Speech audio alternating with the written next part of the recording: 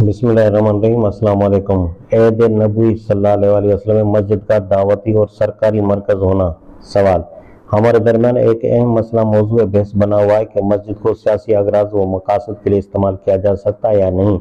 अगर हाँ तो उसके क्या दलाइल हैं और अगर नहीं तो उसकी क्या तवजीह है। जवाब: डॉक्टर यूसुफुल करज़ावी रहमतुल्लाह अलैह।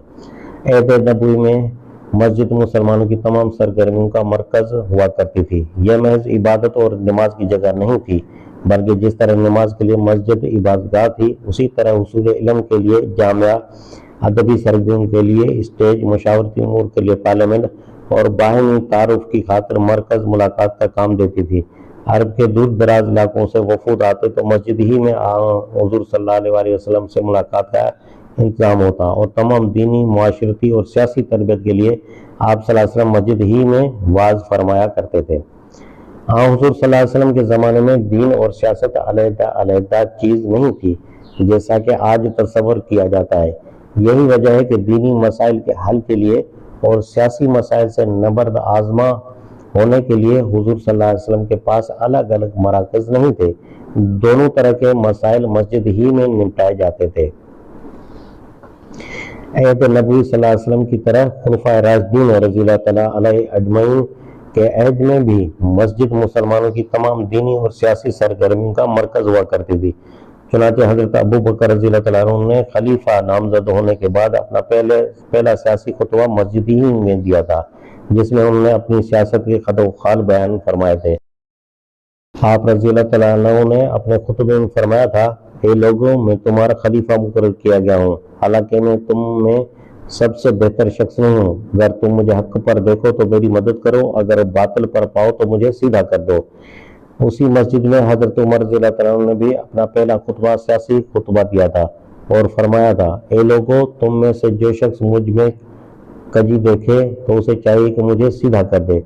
किस शख्स ने दौरान खुतबा बरमला कहा कि खुदा की कसम, अगर हमने आपके अंदर कोई कजी पाई तो तलवार की धार पर आपको सीधा कर देंगे।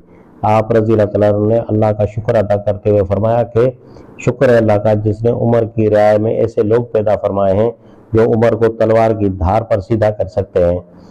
ये रोल हुआ करता था मस्जिदों का उस जमाने में जब मुसलमानों को उरूज हासिल था, लेकिन जब उम्मत मुसलमा में इन्हतात और जवाल का दौर शुरू हो गया और मुस्लिम मुआशरा पसमानदगी का शिकार हो गया तो मस्जिदों ने भी अपना हमजहत रोल खो दिया। वो सिर्फ नमाजों तक महदूद होकर रह गई और जुमे के खुतबे बेजान और बेअसर हो गए। मुझे नहीं मालूम कि सियासत को इस कदर गलीज और बदनाम क्यों तस्वर किया जाता है, हालांकि सियासत बहैसियत इल्म नहायत संजीदा और आला व अरफा इल्म है। सियासत बजाते खुद न बुरी और मजमूम चीज़ है और न जुर्म, लेकिन जिस सियासत में अच्छे बुरे की तमीज़ न हो और मकसद हासिल करने के लिए जायज़ व नाजायज़ हथकंडे अख्तियार किए जाए, वो सियासत अपने गलीज तरीक़ेकार की वजह से यकीनन गंदी सियासत है। रही वो सियासत जिसका मकसद कारहाय हुकूमत को इस तरह अंजाम देना हो कि मुआशरे में जुल्म व फसादगी सरकोबी हो, मसाले आमा की बाजियाबी और मुआशरे में अदल व इंसाफ का क़याम हो, तो यकीनन ऐसी सियासत हमारे दीन का एक अहम हिस्सा है। और इस अहम हिस्से की अंजाम दही के लिए मस्जिदों को उनके फ़ाल किरदार से महरूम करना ज़बरदस्त गलती होगी।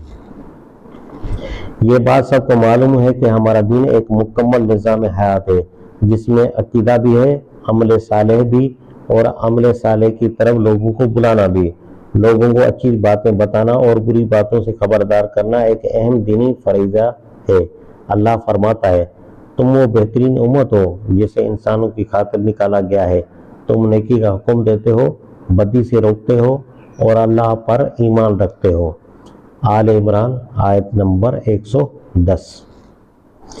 हदीस शरीफ में है, दीन नाम है उसका कि लोगों को नसीहत की जाए और उन्हें भली बात बताई जाए। मुस्लिम। कुरान ये भी बताता है कि जिन कौमों ने इस फरीज़े की तरफ से गफलत बरती वो अल्लाह के नज़दीक मलऊन करार पाए।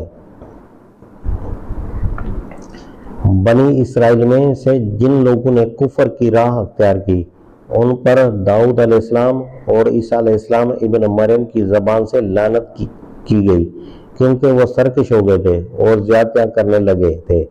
انہوں نے ایک دوسرے کو برے افعال کے ارتکاب سے روکنا چھوڑ دیا تھا، بڑا برا عمل تھا جو وہ کر رہے تھے۔ المائدہ۔ اس بات کی شدید ضرورت ہے کہ اس اہم دینی فریضے کی ادائی میں مساجد کا بھی رول ہو اور اس عظیم الشان پلیٹ فارم سے لوگوں کی سیاسی اور فکری تربیت کا عمدہ انتظام ہو۔ ضرورت اسی بات کی ہے کہ اس عظیم منبر سے مسلمانوں کو ان کے دینی، سیاسی اور ملی مسائل سے آگاہ کیا جائے اور ان مسائل کا حل پیش کیا جائے۔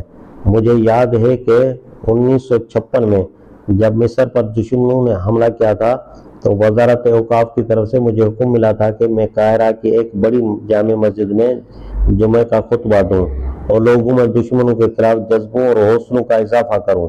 وقت کا شدید تقاضا تھا کہ میں اس منبر کو سیاسی اور جنگی مسائل پر خطبہ دینے کے لیے استعمال کروں، اور میں نے ایسا ہی کیا۔ اس کے خاطر خواہ مفید نتائج برآمد ہوئے، حالانکہ خود مصری حکومت نے اس سے قبل مجھ پر ہر قسم کی تدریسی و تقریری پابندی لگا رکھی تھی۔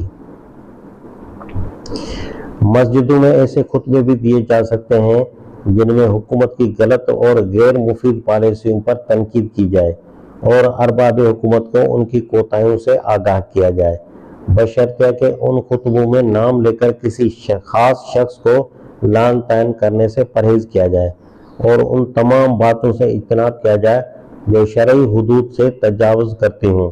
یہ بات بھی ذہن نشین رہنی چاہیے کہ مسجدوں کے خطبے اصلاح معاشرہ اور اقامت شریعت کے لیے ہوتے ہیں، اس لیے اس بات کی ہرگز اجازت نہیں دی جا سکتی کہ برسر اقتدار پارٹی یا اپوزیشن پارٹیاں محض سیاسی پروپیگنڈوں کے لیے مسجدوں کو استعمال کریں۔